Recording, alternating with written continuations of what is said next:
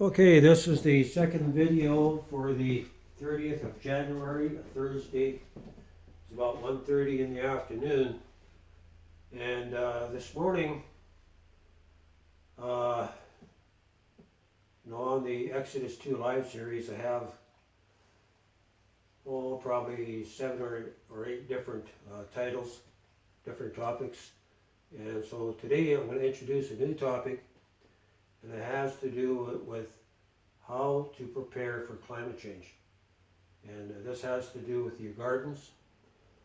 And there's ways that you can plant your gardens and all that, prepare your gardens that's going to survive the coming droughts and floods and different things like that, right? But the gardening as it was in the past is not going to work, so we're going to have to prepare a way to grow our food en masse and do it with wisdom. And years ago, the Lord gave me a design for a machine that would actually take 8 feet of land and pull it in to form like a 6-foot raised bed, right? You that are out there that know how to weld and fabricate, you need to think about making a machine that would do that.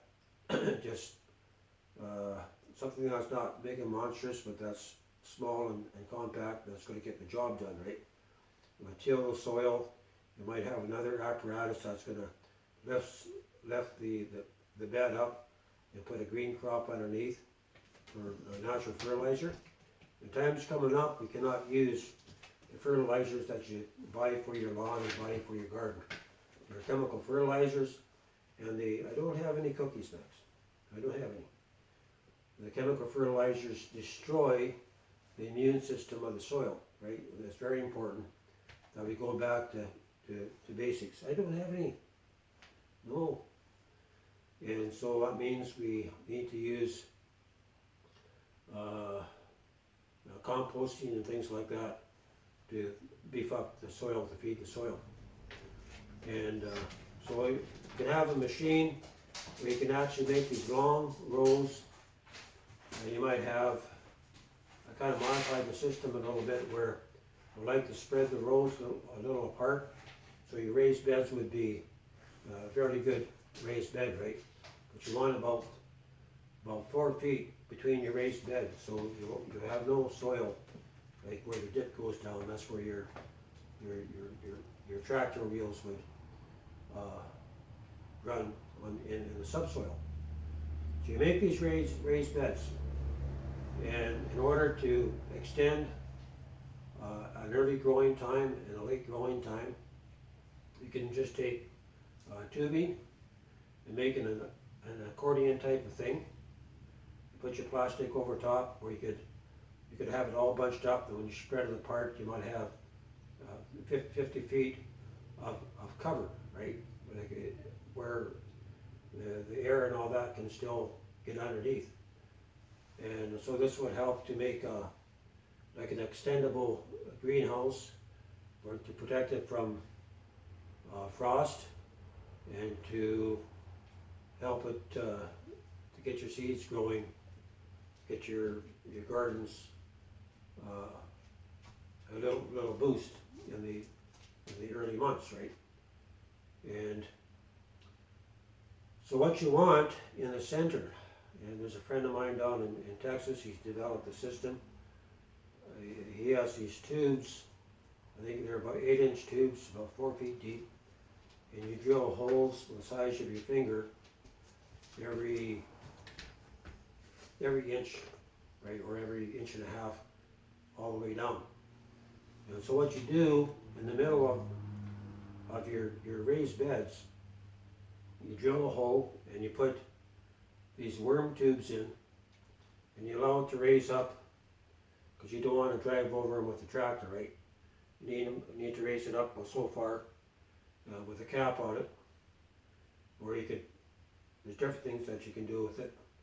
Then you take your shredded cardboard, because worms love shredded cardboard, and you feed it. You feed the worms.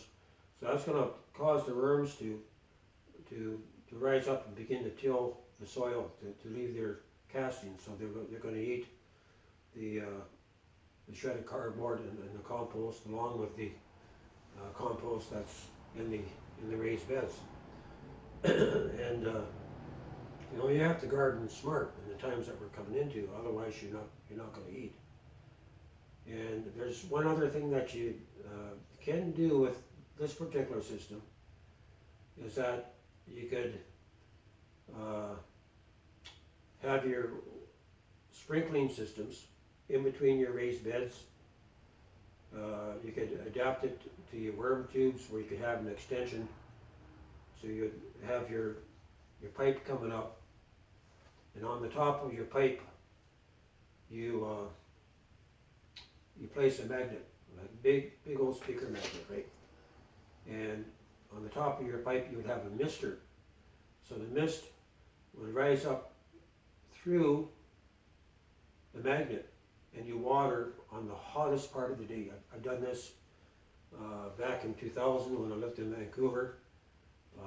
Put in a garden. I didn't have no money for fertilizer. The lady next door gave me a banana squash. She was a professional gardener. And I just built a raised bed that was, I think it was 5 by 10. I put a divider wall, page wire in the middle. And I built a little trellis like that over top with 8-inch page wire. And the Lord spoke to me concerning this. He said, build a trellis 10 feet high, take two 1 by 4, space them apart, center it way up there, about 10 feet high, and put 2 magnets on the top, and take your your misters and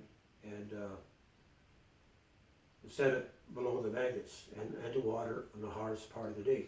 Anyway, I already had tomatoes going and cucumbers going, and so this lady gave me 1 banana squash, right, one small squash.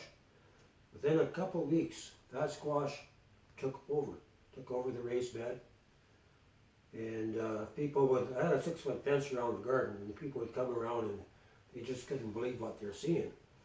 The squash was growing so fast that I was being caught in the page wire. They were all hanging like bananas. And my squash was weighing an average of 24 pounds apiece, 23 inches around, just huge, right? I remember walking downtown with 1 squash in my backpack, and I tell you, the people were really taken off guard. But anyway, I'd water on the hottest part of the day with this magnetic watering system, and my squash leaves they would cover, about this wide, about this tall, 1 leaf, about 4 by 5 foot, 1 leaf. And the garden, the leaves actually, I think the top of the leaves were around 12 foot or something like that. So I know the system works by experience. I'm not just talking about a concept here. So you could actually use this in your beds, and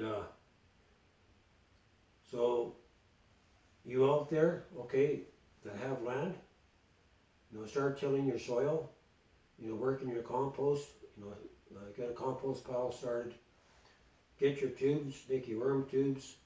You could have a raised bed, and a raised bed, you should have 3 raised beds, right? Then you can put your, say, 2, 4, 6 worm tubes. You can space them about 6, 7, 8, 9, 10, about 12 feet apart. So they'd be 12 feet on center. And you'd be amazed, You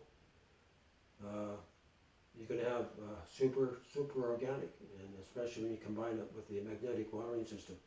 Just a thought. I will draw this out and get it out to you.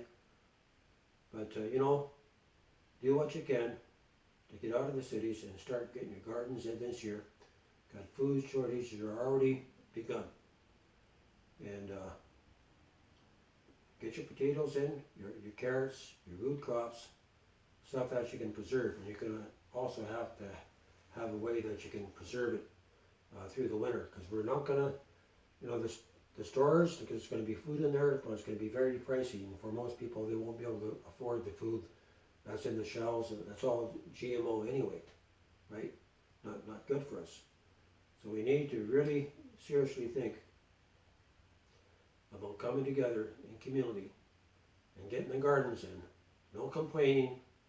Learn to pull weeds, learn to dig the soil, learn to water it, look after it, because your garden is going to give you what it's going to put food on the table.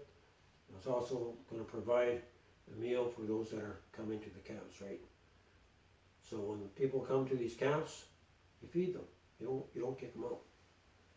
God's going to build up these camps this way. I'm going to end it here.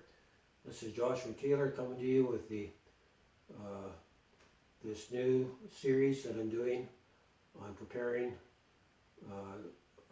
for climate change with this smart garden technology.